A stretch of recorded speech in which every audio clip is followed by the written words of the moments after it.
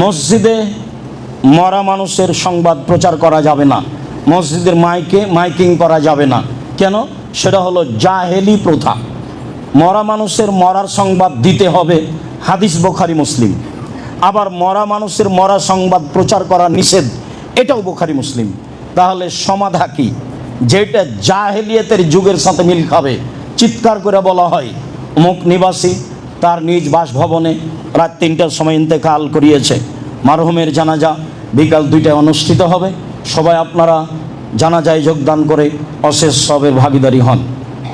মরহুমের জানাজা, ও কি ক্ষমা পেয়েছে?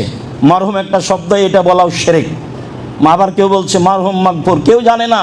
আন্ধা কো আন্ধা পড়াতা হয়, যে বলে সেও অন্ধ, যে শুনে সেও অন্ধ, দুইজনই সমান।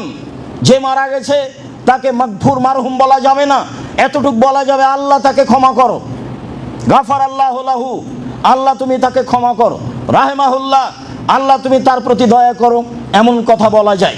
মাইকিং করে প্রচার করা চিরদিনের জন্য নিষিদ্ধ।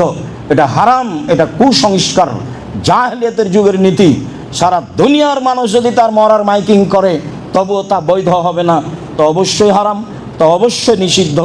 বলছিলাম হাকিম ইবনে হিজাম রাদিয়াল্লাহু তাআলা আনহু বলেন, রাসূল সাল্লাল্লাহু আলাইহি ওয়াসাল্লাম বলেছেন, লা ইস্তাকাদ ফিল মসজিদে, মসজিদে কেসাস নেওয়া যাবে না, নিষেধ।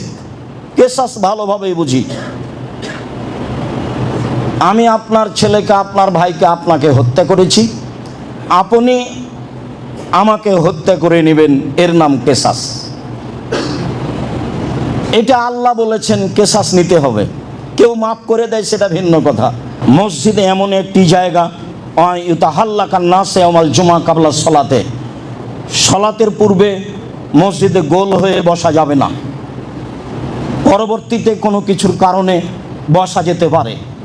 সলাতের পূর্বেই খুতবা চলাকালীন বা সলাত চলাকালীন গোল হয়ে মানুষ ৫জন ৭জন বসে কথা বলবে, এমন কর্মকে রাসূল সাল্লাল্লাহু আলাইহি ওয়াসাল্লাম নিষেধ করেন। আবু হুরায়রা রাদিয়াল্লাহু তাআলা আনহু বলেন, রাসূল সাল্লাল্লাহু আলাইহি সাল্লাম বলেছেন, ইজা রাআইতুম আইয়াবিয়া আইয়াবতা ফিল মসজিদ ফাকুলু লা আরবাহাল্লাহু তিজারাতাক। তোমরা যদি কাউকে দেখতে পাও মসজিদে কোনো জিনিস কিনছে বা বিক্রি করছে, ক্রয় বিক্রয় করছে, তাহলে তোমরা উত্তর দিবা, আল্লাহ যেন তোমাদের ব্যবসায় বরকত দান না করেন। এটা আপনাকে বলতে হবে, এটা আদেশ, যেন তোমার এই ব্যবসায় আল্লাহ বরকত না দেয়। তিনি বললেন তারপরে, ওয়া ইন রাআইতুম আয়ানসাদা যাল্লাতা ফাকুলু লা রাদ্দাহাল্লাহু আলাইকা।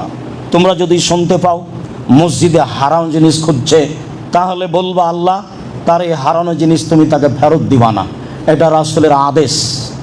বুখারী মুসলিমে এসেছে, লাম তুবনা লিহাজা, হারাম জিনিস বিজ্ঞপ্তি দিতে হবে, প্রচার করতে হবে, এই জন্য মসজিদ নির্মাণ করা হয়নি। যা আমরা বুখারী মুসলিমের হাদিসে আগেই আংশিকভাবে অবগত ছিলাম। তাতে আমরা এ কথা অবগত হয়েছিলাম যে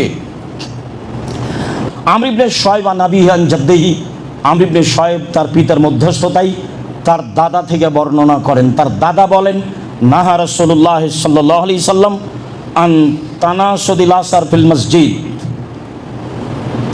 ওয়া ইয়াবিয়া ওয়া ইয়াশতারিয়া ফিহি। মসজিদে কবিতা গাওয়া নিষেধ।